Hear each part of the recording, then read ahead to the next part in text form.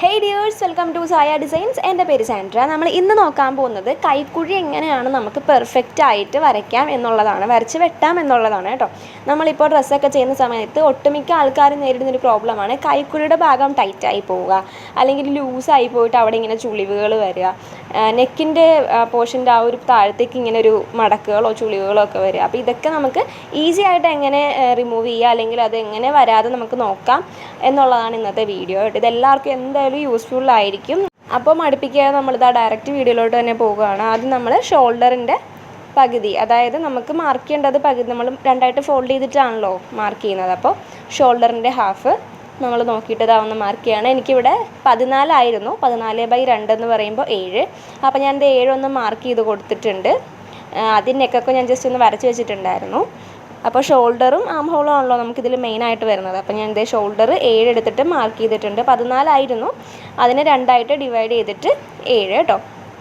പിന്നെ താഴത്തേക്ക് കൈക്കുഴി ഒരു 6.5 എടുക്കുന്നത്. ഈ കൈക്കുഴിയൊക്കെ എങ്ങനെ എടുക്കണം, എത്ര എടുക്കണം എന്നുള്ള വീഡിയോ ഒക്കെ ഞാൻ ഓൾറെഡി അപ്ലോഡ് ചെയ്തിട്ടുണ്ട്. അപ്പോൾ എന്തെങ്കിലും ഡൗട്ട് ഉള്ളവരുണ്ടെന്നുണ്ടെങ്കിൽ കണ്ടു നോക്കുക. ഒരുപാട് സൈസ് ചാർട്ട് അപ്ലോഡ് ചെയ്തിട്ടുണ്ട്, അപ്പോൾ വേണ്ടവരൊന്ന് കണ്ടു നോക്കുക കേട്ടോ. അപ്പോൾ അതാ താഴത്തേക്ക് 6.5 മാർക്ക് ചെയ്തിട്ടുണ്ട് കേട്ടോ. കൈക്കുഴി 6.5 വേണ്ടത്, അതും കൂടെ ഞാൻ മാർക്ക് ചെയ്ത് കൊടുത്തിട്ടുണ്ട്. ഇനി ഇതൊന്ന് തമ്മിൽ യോജിപ്പിച്ച് കൊടുക്കുകയാണ് വേണ്ടത്. ഇപ്പോൾ ഞാൻ എൻ്റെ ഭാഗത്ത് വെച്ചിട്ടുള്ളത് ഫോൾഡ് ചെയ്തിട്ടുള്ള പോർഷനാണ്, അതൊക്കെ എല്ലാവർക്കും അറിയുന്ന കാര്യമാണെന്ന് ഞാൻ വിചാരിക്കുന്നു. അപ്പോൾ 2ആയിട്ട് ഫോൾഡ് ചെയ്തിട്ടാണ് ഇട്ടിട്ടുള്ളത്. അതിൽ നെക്ക് വരച്ചു.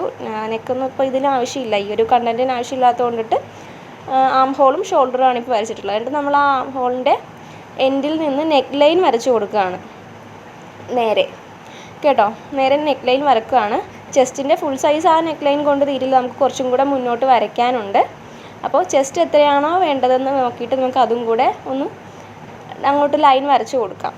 ഓക്കെ, ഇപ്പോൾ ഇവിടെയാണ് നമ്മൾ ചെസ്റ്റ് ആം ഹോളിൻ്റെ നേരെ താഴെയാണ് നമ്മൾ ചെസ്റ്റ് മാർക്ക് ചെയ്യുന്നത്. അപ്പോൾ എനിക്ക് ചെസ്റ്റ് വേണ്ടത് 10 ഇഞ്ചാണ് വേണ്ടത്. കാണുന്നില്ലല്ലേ, ഒന്നും കൂടെ ഞാൻ തെളിച്ച് വരയ്ക്കുക. ഇതിൽ തെളിയുന്നില്ല കറക്റ്റായിട്ട്, ഞാൻ ഒന്നും കൂടെ വരയ്ക്കാം. പിന്നെ ഒരു 2 ഇഞ്ച് സീം അലവൻസ്. ടോട്ടൽ എനിക്ക് 10 ഇഞ്ചാണ് വേണ്ടത് ചെസ്റ്റ്, അതിൻ്റെ കൂടെ ഒരു 2 ഇഞ്ച് സീം അലവൻസ്. അപ്പോൾ ടോട്ടൽ നമുക്ക് 12 ഇഞ്ചാണ് വേണ്ടത്. അപ്പോൾ ഇനി 12 ഇഞ്ച് നമ്മളിവിടെ വരയ്ക്കണം. ആം ഹോൾ വരെ എന്തായാലും 12 ഉണ്ടാവില്ല. ഈ 10 എങ്ങനെ വന്നു എന്നുള്ളത് ഡൗട്ട് കേട്ടോ. 10 വന്നത് എന്താണെന്ന് വെച്ചിട്ടുണ്ടെങ്കിൽ ചെസ്റ്റ് എനിക്ക് ടോട്ടൽ 40 ആയിരുന്നു വേണ്ടത്. അപ്പോൾ നമ്മൾ അതിനെ 4 വെച്ച് ഡിവൈഡ് ചെയ്തിട്ടാണല്ലോ മാർക്ക് ചെയ്യുക. ഫ്രണ്ടും പോർഷനും കൂടെ പപ്പാതി പോയിട്ട് നമ്മളതിനെ 4 വെച്ച് ഡിവൈഡ് ചെയ്യുമ്പോഴാണ് 10 കിട്ടുന്നത്. ചെസ്റ്റ് ബൈ 4 ആണല്ലോ നമ്മൾ മാർക്ക് ചെയ്യുന്നത്. അത് മാർക്ക് ചെയ്യുന്നതിൻ്റെയൊക്കെ ഒരുപാട് വീഡിയോ ഇട്ടിട്ടുണ്ട്, ഡൗട്ടുള്ളവർ കണ്ടു നോക്കണേ. അപ്പോൾ 10 + 2 12. നമുക്ക് ആ 12 ഒന്ന് മാർക്ക് ചെയ്ത് കൊടുക്കാം. മാർക്ക് ചെയ്യുന്നത് കാണാൻ പറ്റത്തില്ലല്ലേ, ഞാൻ ക്യാമറ അഡ്ജസ്റ്റ് ചെയ്തിട്ട് കാണിച്ചു തരാം. 12 മാർക്ക് ചെയ്തിട്ടുണ്ട്. ഈ ഒരു പോയിന്റിൽ ഞാൻ 12 മാർക്ക് ചെയ്ത് കൊടുത്തിട്ടുണ്ട്. എന്നിട്ട് ഇനി അതൊന്ന് കണക്ട് ചെയ്ത് കൊടുത്താൽ മതി.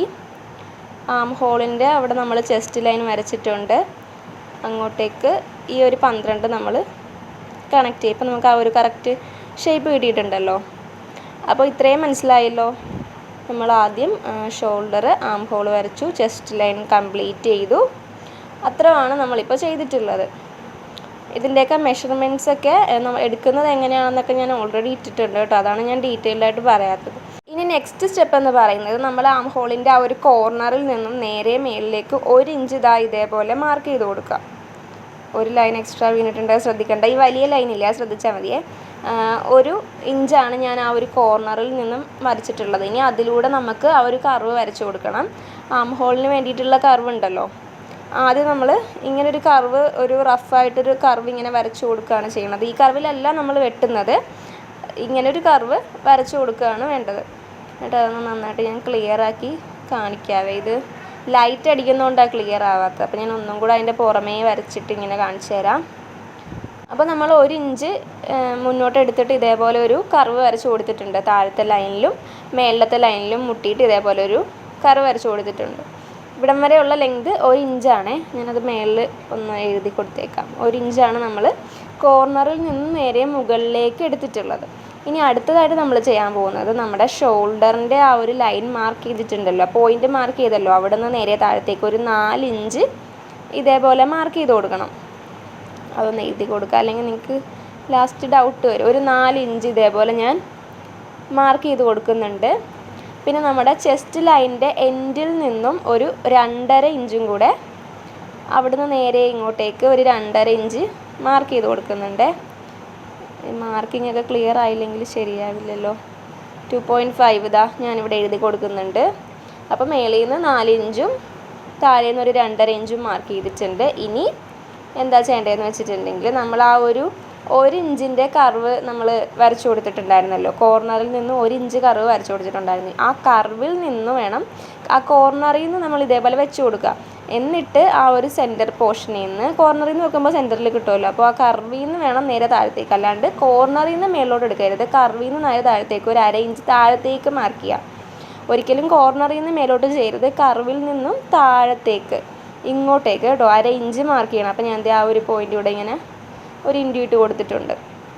ഇനി നമുക്ക് ആ 2.5യും 4ഉം ഈ ഒരു പോയിൻറ്റും കൂടെ കണക്ട് ചെയ്തിട്ട് കർവ് വരയ്ക്കാം. അതാണ് നമ്മുടെ കറക്റ്റായിട്ടുള്ള ആം ഹോൾ എന്ന് പറയുന്നത്. അതായത് ഈ ഒരു ഷേപ്പിൽ അങ്ങനെ വരയ്ക്കുമ്പോൾ ആ 2.5 ആ ഒരു ലൈൻ ഉണ്ടല്ലോ, അതിൽ നിന്ന് കുറച്ച് താഴത്തേക്ക് ആക്കി വേണം വരയ്ക്കാനായിട്ട്. ചെസ്റ്റ് ലൈനിൽ നിന്ന് ഇങ്ങനെ താത്തി വരയ്ക്കണം. അതാണ് നമ്മുടെ കൈക്കുഴിയുടെ ആ ഒരു കുഴിവ് വരുന്നത്. അത് കറക്റ്റ് ആകുമ്പോഴാണ് നമുക്ക് ചുളിവുകളൊന്നും ഇല്ലാണ്ട് കറക്റ്റായിട്ട് നമ്മുടെ ആം ഹോൾ കിട്ടുന്നത്. അപ്പോൾ ഞാനതൊന്ന് വരച്ചു കൊടുക്കുകയാണ്. ഇതേപോലെ താത്തിയിട്ട് വേണം വരയ്ക്കാനായിട്ട്. ആ ഒരു 2.5 നമ്മൾ മാർക്ക് ചെയ്തതിൽ നിന്ന് വേണം കുഴിച്ച് വരയ്ക്കാൻ. 4 മാർക്ക് ചെയ്തതിൽ നിന്ന് ഒരിക്കലും പുറത്തേക്ക് പോകരുത് കേട്ടോ. ആ ഒരു ലൈനിൽ നിന്ന് ഷോൾഡറിൽ നിന്ന് ആം ഹോളിലേക്ക് കണക്ട് ചെയ്തിട്ടുള്ള ലൈനിൽ നിന്ന് ഒരിക്കലും പുറത്ത് പോകരുത്. പിന്നെ ഈ 2.5യിൽ നിന്നും ഇങ്ങനെയാണ് നമ്മൾ വരയ്ക്കേണ്ടത്. ഒരിക്കലും 2.5 കഴിഞ്ഞിട്ടുള്ള ആ ഒരു പോർഷനിലേക്ക് കുഴി വരരുത്. 2.5ക്ക് മുന്നേ ഇങ്ങോട്ടേക്ക് വരരുത്. അതായത് 2.5ക്ക് മുന്നേ ഈ ഒരു ഭാഗത്താക്കിയാണ് നമ്മൾ കുഴിച്ച് വരയ്ക്കേണ്ടത്. ചെസ്റ്റ് ലൈനിൽ നിന്ന് കേട്ടോ. അവിടം വരെ നമുക്ക് കൈക്കുഴി വരുള്ളൂ. കൈക്കുഴി അവിടെ വരെ വരുള്ളൂ. പിന്നെ ഉള്ളത് നമ്മുടെ ചെസ്റ്റാണ്. അത് കുഴിഞ്ഞു പോയിട്ടുണ്ടെന്നുണ്ടെങ്കിൽ നമുക്ക് ചുളിവുകൾ വരും, ചെസ്റ്റ് ശരിയാവില്ല, വൃത്തികേടായി പോകും.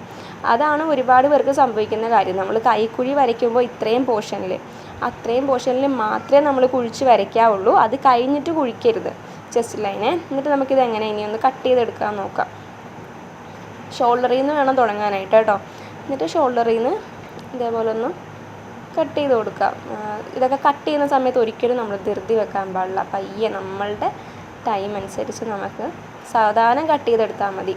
കട്ട് ചെയ്യുമ്പോൾ ശ്രദ്ധിക്കണം, ആ കറക്റ്റ് ലൈനിൽ കൂടെ തന്നെ കട്ട് ചെയ്യുക. ഒരിക്കലും കയറി പോകരുത്. ഈ കുഴി ഇവിടെ വരെ ഉള്ളൂ കേട്ടോ, ഇവിടെ വരെ ഉള്ളൂ കുഴി. അത് കഴിഞ്ഞിട്ട് പിന്നെ സ്ട്രെയിറ്റ് ലൈനാണ്. നമ്മൾ ആദ്യം വരച്ച സ്ട്രെയിറ്റ് ലൈൻ കണ്ടിന്യൂ ചെയ്ത് പോവുക. അവിടെ കുഴിക്കാൻ പാടില്ല.